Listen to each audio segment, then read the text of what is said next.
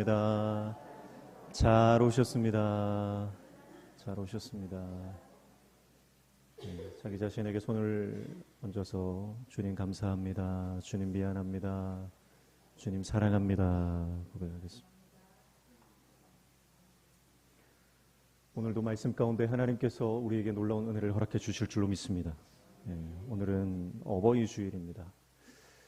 세상 사람들은, 교회 다니는 사람들, 예수쟁이들은 부모님 돌아가셔도 제사도 안 드리고 불효막심한 종교다, 그렇게 말하는 사람들이 더러 있습니다. 그러나 성경은 부모 공경, 또 부모를 봉양하는 것에 대해서 아주 강조를 합니다. 그런데 언제 하라는 거예요? 살아생전에 잘 하라는 겁니다. 세상 사람들은 부모님 살아계실 때는 등한시하다가 돌아가시고 나면 후회가 되니까 제사를 드리면서 살아생전 잘 못한 것에 대해서 후회를 하지만, 하나님께서는 이 땅에 우리가 부모님을 섬길 수 있을 때 우리에게 주어진 기회를 놓치지 말고 최선을 다해서 부모님을 섬기고 부모님을 기쁘게 하라, 그렇게 말씀하고 있습니다. 그러니까 따지고 보면 기독교는 효도를 아주 강조하는 그런 종교다, 그렇게 볼 수 있어요. 오늘 우리에게 주어진 시간, 특별히 오늘 우리 에베소서의 말씀을 통해서 어떻게 우리에게 주어진 부모님과 또 우리 가족들, 식구들을 섬기며 나아갈지 오늘 말씀을 통해서 잠시 살펴보기를 원합니다. 오늘 본문에 보면 부모님께 효도를 하라고 하는데 두 가지를 말씀하고 있습니다. 첫 번째가 뭐죠? 부모님께 순종하라는 것입니다. 1절이죠. 자녀들아 주 안에서 너희 부모에게 순종하라, 이것이 옳으니라, 이렇게 말씀했어요. 첫 번째 효도의 방법은 순종입니다. 두 번째 방법은 뭐죠? 공경하라는 것입니다. 2절에 보시면 내 아버지와 어머니를 공경하라, 이것은 약속이 있는 첫 계명이다, 그렇게 말씀을 하고 있습니다. 그러니까 성경이 오늘 본문에서 말하고 있는 부모 효도의 방법 두 가지는 순종과 공경이다, 그렇게 말씀을 하고 있습니다. 자, 그런데 1절과 2절에는 좀 차이가 있어요. 1절에서 순종하라고 할 때는요, 그 순종에 단서가 있습니다. 조건이 있다는 거예요. 범위를 제한하고 있는 조건입니다. 그 두 가지가 뭐냐면 첫 번째가 자녀들아입니다. 자녀들아. 여기서 자녀들아라고 하는 것은 헬라어로 테크논이라는 단어를 쓰는데, 이것은 아주 어린 아이, 젖먹이, 그런 아이들을 주로 지칭할 때 테크논이라고 하는 단어를 씁니다. 물론 하나님의 자녀가 된 모든 성도를 지칭할 때도 이 단어가 쓰여지고 있지만, 우리가 문맥상 이 단어는 본 뜻을 그대로 쓰고 있다는 것을 알 수가 있어요. 5장 앞에 보면 5장 22절에 아내들이여 그랬잖아요. 아내들이여, 그렇게 하면서 정확하게 아내들에게 이 명령을 하고 있고, 25절에는 남편들아, 그렇게 말하죠. 남편들이 행해야 할 가정에서의 명령들입니다. 그리고 6장 1절에는 자녀들아 그랬고, 그리고 6장 4절에는 또 아비들아 그랬어요. 그러니까 가정 안에서 이 남편과 아내, 또 부모와 이 어린 자녀들을 정확하게 지칭해서 이 단어를 쓰고 있다고 볼 수가 있겠습니다. 이성적이고 합리적인 판단을 할 수 없는 어린아이들, 미성년일 때 우리 자녀들은요, 반드시 부모님의 말씀에 순종해야 한다, 이 말씀이에요. 그러나 장성에서는 좀 다릅니다. 장성했을 때는 조금 달라져요. 자, 두 번째는 주 안에서 순종하라 그랬습니다. 주 안에서 순종하라.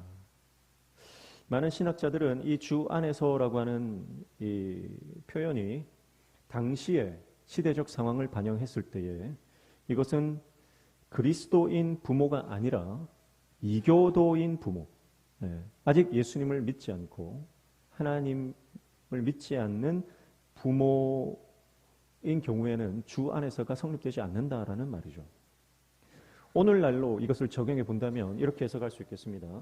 부모님이 우리에게 명령을 해도요, 하나님의 말씀에 위배된다면 순종할 수 없다는 거고, 만약 하나님의 말씀에 위배되지 않는다면 부모의 말씀에는 반드시 순종해야 된다. 그렇게 해석할 수가 있겠습니다. 그러니까 우리가 절대적으로 순종해야 하는 것은 하나님 말씀입니다. 하나님 말씀은요, 우리가 목에 칼이 들어와도 순종해야 되고, 우리가 생명을 걸어서라도 주님께 순종하는 삶을 살아야 합니다. 하나님의 음성을 듣고 결정하는 것이 중요합니다. 그러나 그것이 하나님의 뜻에 위배되지 않는다면 그것이 부모의 말씀에 순종해야 한다라고 하는 강조가 되는 것이죠. 자, 그러니까 자녀들아 주 안에서 순종하라, 이 두 가지 단서를 종합해서 본다면 부모님의 말씀이 우리의 신앙생활을 위협하거나 아니면 하나님과의 관계를 깨뜨리지 않는 이상 부모님의 말씀은 순종해야 하는 것이고, 만약 장성한 자녀들이, 장성한 출가한 아들이나 딸이 부모님의 말씀에 순종해야 하지만 만일 부모님의 말씀이 부부관계를 깬다든지 가족관계를 어렵게 하는 중대한 사안이 된다면 그 부모님의 말씀은 재고해야 한다. 그렇게 해석할 수가 있겠습니다. 자, 그러니까 부모에게 순종하라, 이것이 옳지만 주 안에서 해야 된다. 그렇게 말씀을 하고 있는 것이죠. 창세기 2장 24절에는 남자가 부모를 떠나 그와 그의 아내와 합하여 둘이 한 몸을 이룰지로다. 그렇게 말했습니다. 그러니까 출가한 이후에는 사실은 이제 부모님도 그 자녀를 떠나 보내야 돼요. 내 뜻대로 조정하려고 하면 안 됩니다. 내가 내 뜻대로 자녀를 키우는 것이 아니라 부모도 하나님의 뜻대로 자녀를 키워야 돼요. 근데 만약에 자녀가 잘 판단해서 부모님의 뜻이 하나님의 뜻과 위배된다 그러면 그것은 부모님께 정중하게 양해를 구하고 하나님의 말씀을 따르겠다. 그렇게 의견을 피력해야 하는 것입니다. 자, 이렇게 얘기하면 지금 이제 부모님 세대들은 조금 섭섭할 수 있겠죠. 순종하라. 그래서 참 본문이 참 기뻤는데 들여다가 놓고 보니까 무조건 순종하는 게 아니구나 이런 생각이 드니까 섭섭할 수 있습니다. 그러나 2절에 가면 좀 상황이 달라져요. 2절에 보시면 내 아버지와 어머니를 공경하라 그랬는데요. 여기에는 모든 자녀, 어린 자녀든 장성한 자녀든 다 포함하는 것입니다. 그러니까 우리 부모님이 살아 계시다면 그 부모님은 반드시 공경해야 한다는 뜻이에요. 반드시 공경해야 합니다. 여기에는 조건이나 범위로 제한되지 않는 명령임을 기억하셔야 됩니다.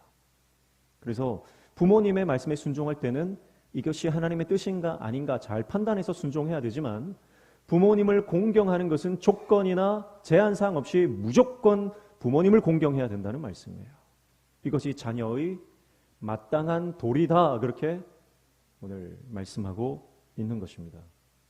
여기에서 공경한다라고 하는 헬라어 티마오라고 하는 단어는 가치를 인정해 주는 겁니다. 가치를 인정해 주는 것. 그러니까 부모님이 계시니까 내가 있다는 것을 인정하는 거예요.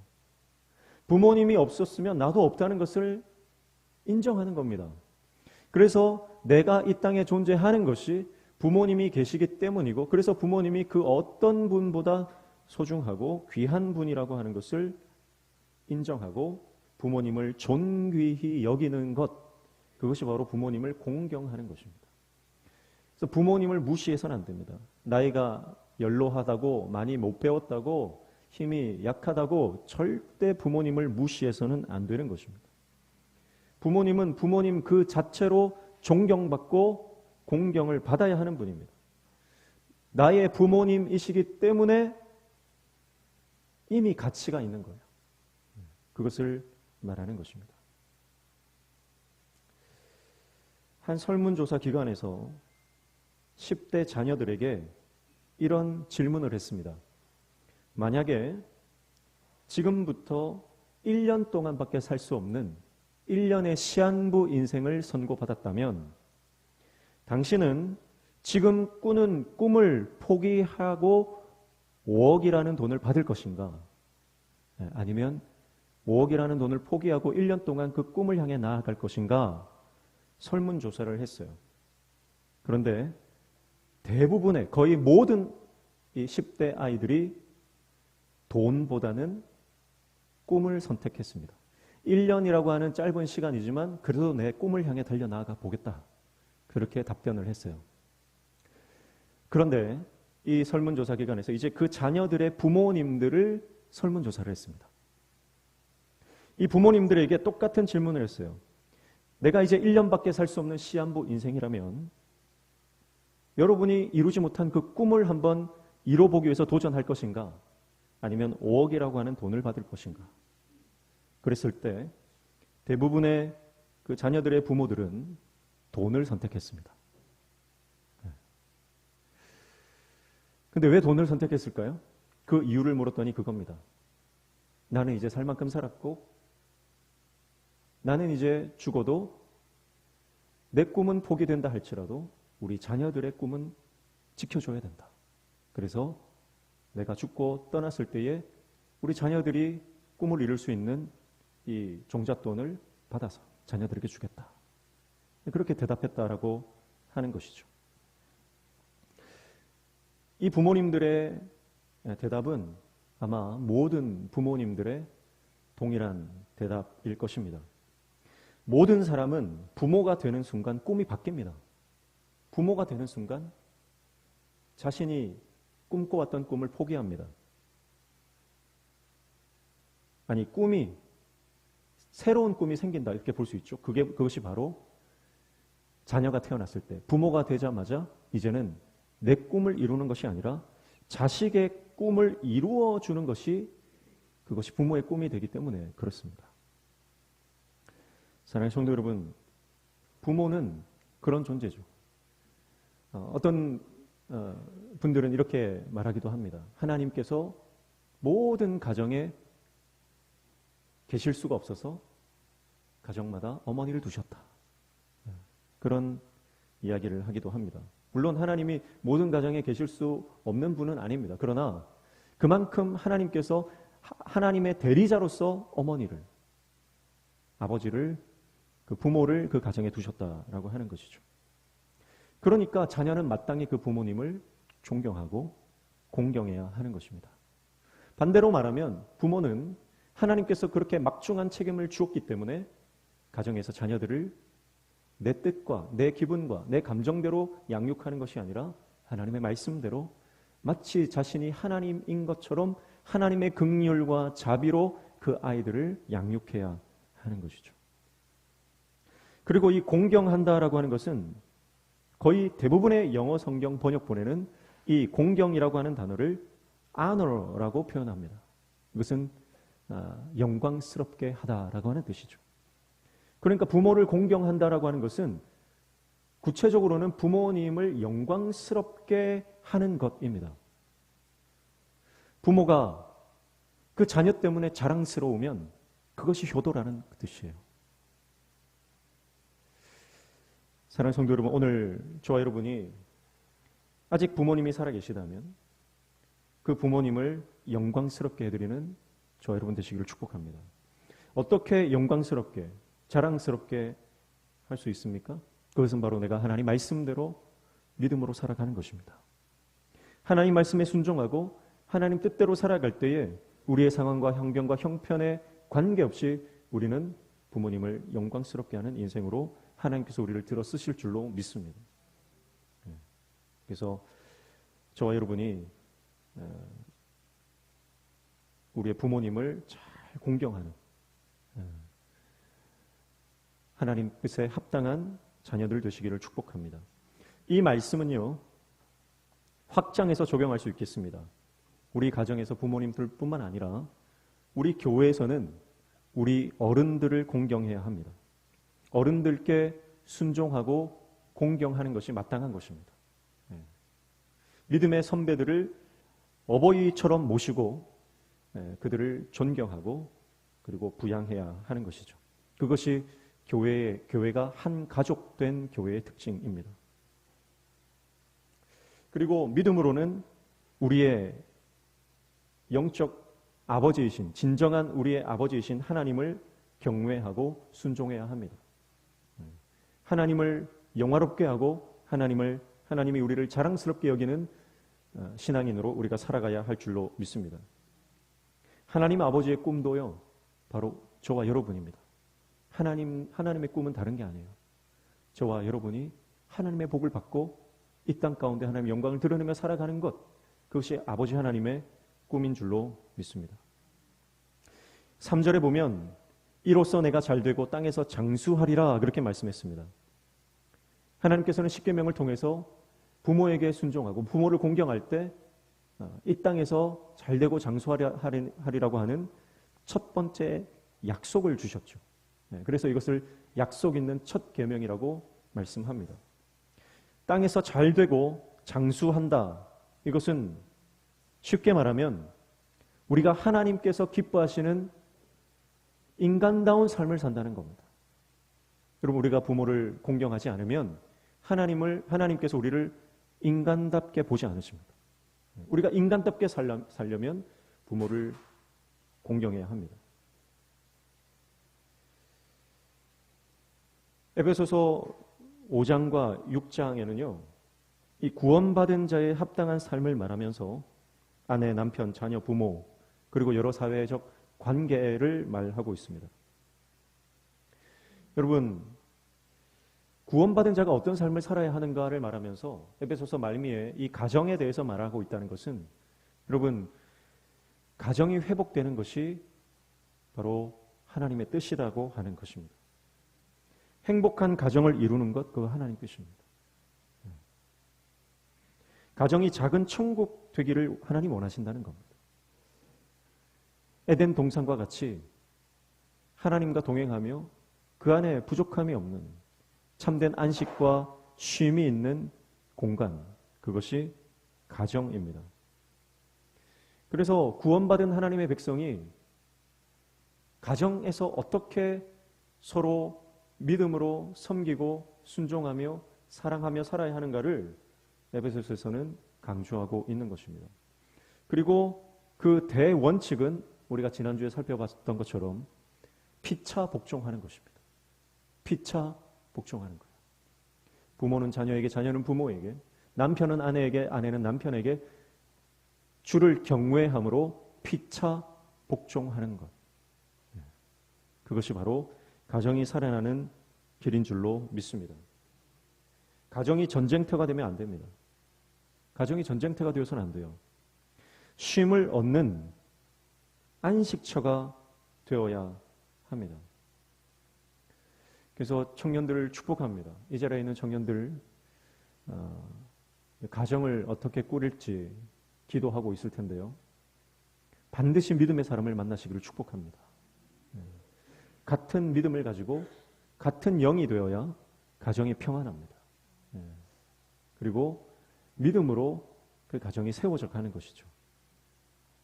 외모나 스펙 보지 말고 성품 좋고 믿음 좋으면 일단 하나님께 이 사람이 맞습니까? 물어보십시오. 이렇게 물어보셔야 됩니다.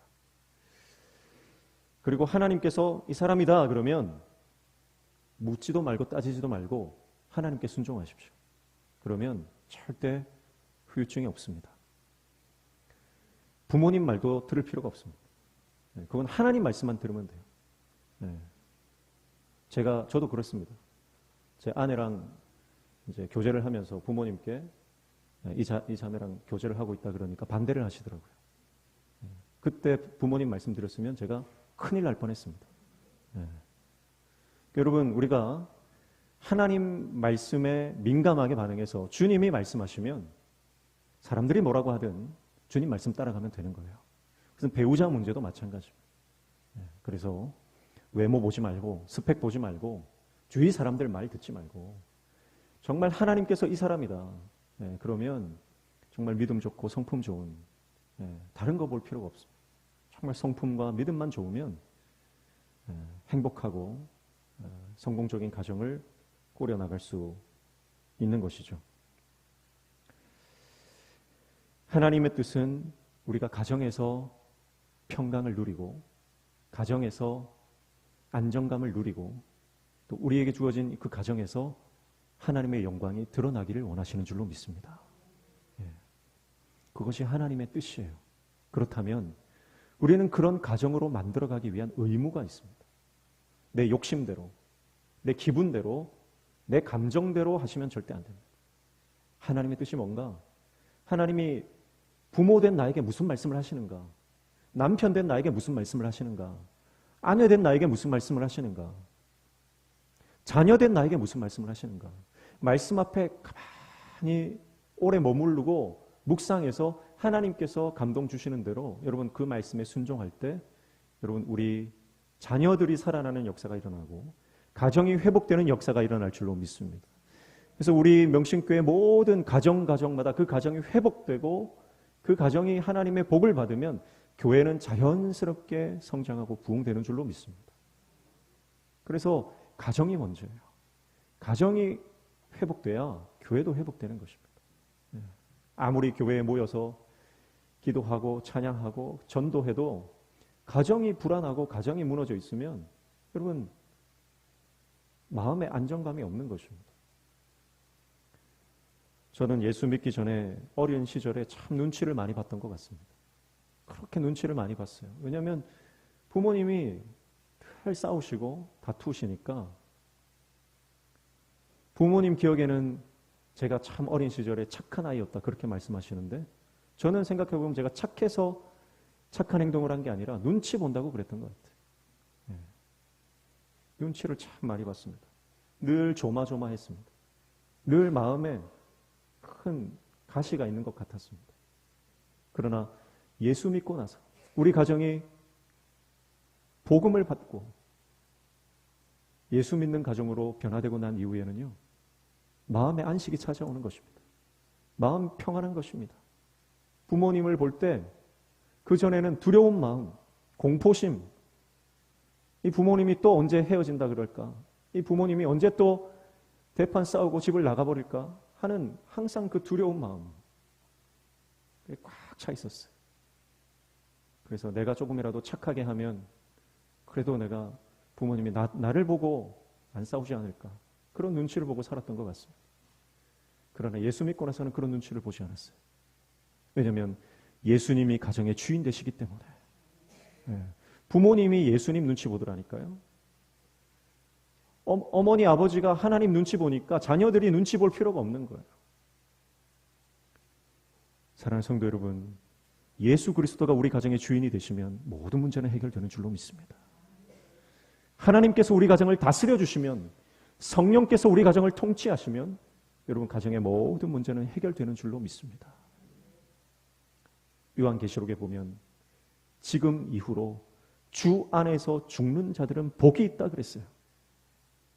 오늘도 주 안에서 순종하라 그랬는데 주 안에서 순종하라는 말씀을 가만히 묵상하다가 요한계시록 말씀이 떠오르는데 주 안에서 죽는 자들이 복이 있다. 여러분 그러니까 주 안에서 순종하는 게 뭡니까? 내가 죽는 거예요. 가정에서 내가 죽으면 가정이 복을 받는다는 뜻입니다. 가정에서 부모가 죽으면 자녀들이 복을 받는 것입니다. 남편이 죽으면 아내가 복을 받는 것이고 아내가 죽으면 남편이 복을 받는 겁니다. 여러분 이 죽는다는 것은 내 자아가 십자가에 못 박힌다는 의미죠. 예수님이 우리 삶의 주인 되시고 말씀의 기준으로 살아가는 인생이 된다는 뜻입니다. 사랑하는 성도 여러분, 오늘 우리 가정의 주인을 하나님으로 모시고 주님만 바라보며 우리 모든 식구들 피차 복종하는 저와 여러분 되시기를 축복합니다. 근데 손은 누가 먼저 내밀어야 돼요? 손은 누가 먼저 내밀어야 돼요? 어른이 먼저 내미는 거예요. 그래서 어른이에요. 학생이랑 선생님이랑 싸우면 누가 먼저 손을 내밉니까? 선생님이 먼저 손 내민 겁니다. 선생님이 뭡니까? 먼저 선 날생, 먼저 태어난 사람이에요. 먼저 태어나서 선생이 된 겁니다. 그러니까 먼저 태어난 사람이 선생님이 손을 먼저 내미는 것이고 가정에서는 부모가 먼저 자녀들에게 손을 내미는 것이고 그것이 어른입니다.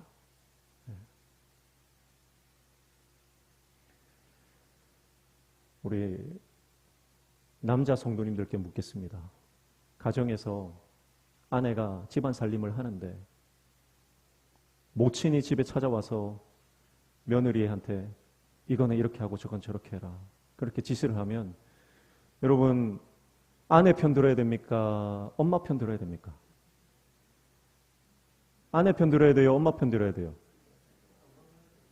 아니 여자들 가만히 있고요. 여자들 왜 말해요? 남자들이 얘기하라니까. 아내 편 들어야 됩니까? 엄마 편 들어야 됩니까? 아내 편 드시기를 축복합니다. 그래야 가정이 평안한 거예요. 네. 어머니 죄송하지만 우리 집안 살림은 우리가 알아서 하겠습니다. 네. 그렇게 하고 아내 편을 들어줘야 돼요.